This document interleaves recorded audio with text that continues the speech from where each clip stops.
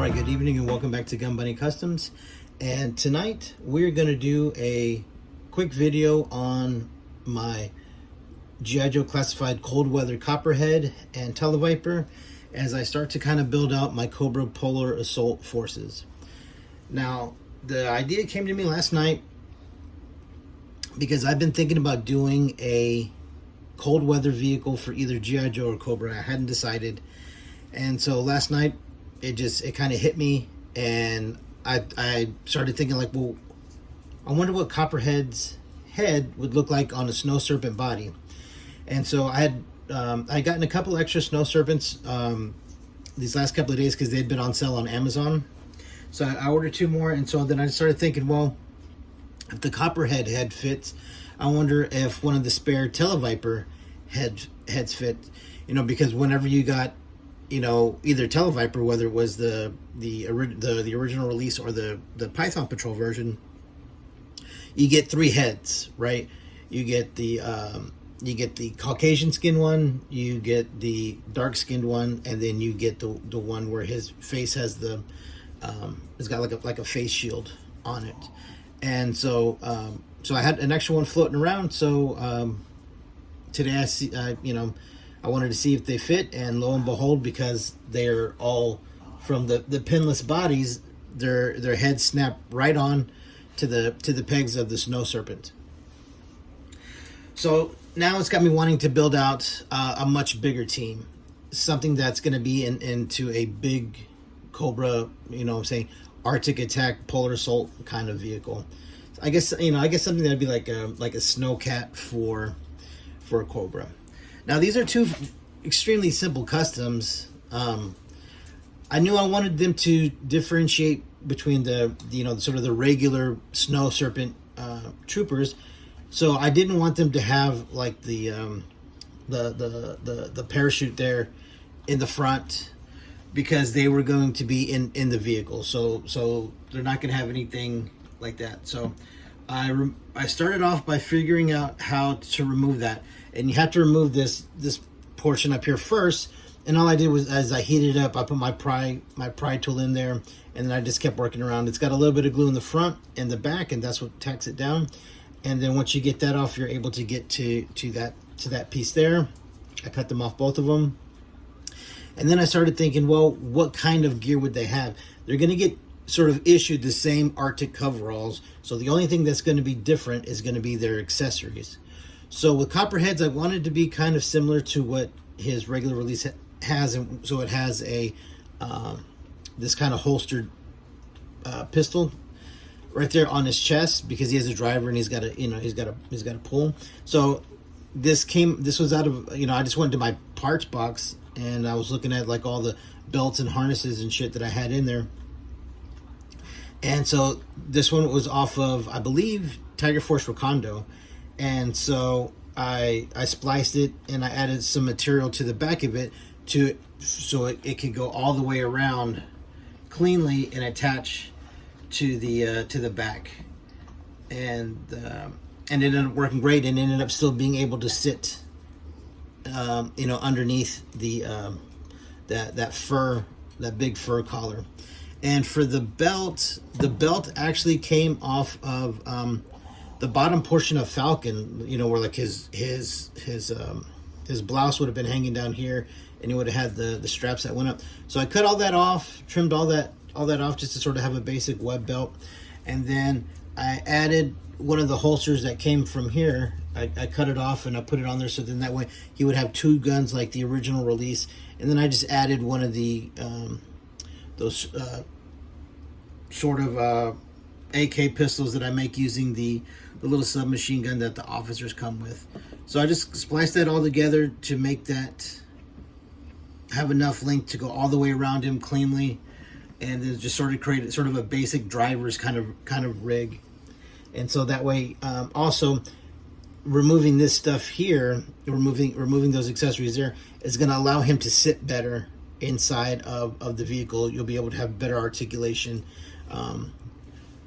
with that diaphragm articulation. Now for the and then also on this one, I just painted his head white. I need to repaint it. I don't like the way that it came out. I need to repaint it So I'm just painted his head white, and then the inserts I made a blue that I found that was close to the blue that came in there, and he looks the part. Nothing special, but he definitely looks the part. Now the next one was the Televiper, and Televipers are always my favorite. You know, as a kid, and I did it on one of them where I no, baby, don't hit that. Where I had put the the word alert there that would scroll across his visor right there. But I still might do that on this one. So for him, same thing. I just removed this to be able to remove that sort of parachute accessories. I removed one of the holsters, so he's got a pistol here, so he actually has a sidearm. Now for his gear, I wanted it to be simplified because he's not going to have his vest, right? So what I did was I found a extra set of, I believe it was Tiger Force Outback. So I cut the two connecting straps here to allow this belt to just sort of be independent, and then I cut the straps open so it'll allow to go over the bulkiness of the body, and then I reattached it, painted the head white, real simple, and then just gave him the Tele-Viper backpack and camera gun or whatever the hell that hearing device or whatever it is. Now the backpack does fit a little bit funky because of the bulkiness of the figure compared to the way that the mainline release is, but I don't care. I like it. I like the way it looks. I like how he's just got the brown straps, and I wanted to do the brown to differentiate the vehicle crew team, as opposed to the baseline Snow Serpent. Now I've had the idea of doing this, so I have a few of these. I've been wanting to do this for a while, so I have I think 3 of these snowmobiles that kind of work to kind of build out your your cold weather assault world, or whatever you want to call it. So let's move these guys back. And because of how bulky they are, they really don't fit all the way down. You can't really get them to sit all the way down and make it look the business or anything like that. So I kind of got him riding high, like if he was on the hunt or something like that, you know what I mean, like in a chase or pursuit. Now the other thing that I did was I took away that rifle that they come with, the one that Dusty comes with, and it's not that it's a bad weapon. To me it doesn't bode well with them. They should have came with this AK, and so I needed a place to store it. So what I did is I measured it out, and I drilled a hole, and I put a little piece of styrene in there, a little piece of round rod to stick out and create a peg that was the same diameter of the hole and the trigger guard of the AK, and then it sits right in there nice and flush, and then you can just put it on his back, and then voila, it's like that. Now can drive it, while still carrying all his gear. And I did it on this one as well. I've done it on the other ones too. Him I gave the bazooka too, because that's kind of how they did the deluxe release version. They gave him that instead of that little motor. But so this is sort of the beginnings of that team. I would like to make that vehicle be able to hold, say, 3 crew members and maybe 8 to 12 Snow Serpents in there, sort of like a cross between an APC and a Snowcat, but for Cobra. And then to have 2 or 3 of these around it, you know what I mean, like as